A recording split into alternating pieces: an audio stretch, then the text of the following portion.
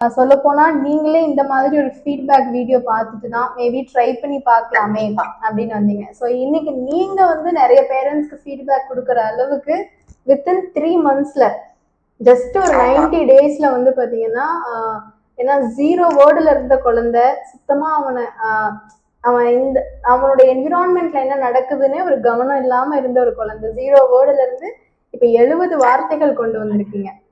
He's just 2.5 years தான் இல்லைங்களா? So almost nearly age லெவலுக்கு நம்ம வந்திருக்கோம் பாத்தீங்களா? ஸோ கண்டிப்பா ஏன்னா இன்னொரு ப்ராபப்ளி 1 or 2 monthsல நம்ம ரீஎவாலுவேஷன் மறுபடியும் எடுத்து கண்டிப்பா அதுக்குள்ள நம்ம அந்த டைமுக்குள்ள அவருடைய நீங்க லாஸ்ட் டைம் என்ன ஒரு கேள்வி கேட்டீங்க இல்லைங்களா?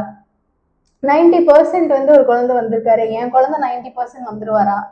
கண்டிப்பா அடுத்த 6 monthsல நம்ம ரீஎவாலுவேஷன் எடுக்கிறப்ப 100% வரதுக்குமே சான்ஸ் இருக்கு சரிங்களா? ஸோ அதுதான் நான் சொல்ல வரேன். பிகாஸ் பேரண்டல் ட்ரஸ்ட் ரொம்ப ரொம்ப முக்கியம். உங்க குழந்தைய நீங்க நம்பணும், உங்களை நீங்க நம்பணும். உங்களுக்கு நான் ஒரு சப்போர்ட் சிஸ்டம் மட்டும்தான். ஸோ அந்த மாதிரி தான். ஏன்னா அது நீங்க ரொம்பவே கண்டிப்பா சப்போர்ட் சிஸ்டமா இருந்தாலும் உங்களுக்கு ஏதோ ஒரு வகையில ஏதோ ஒரு விஷயத்த நம்ம நம்பினா மட்டும்தான் அது நம்மளால பண்ண முடியும்.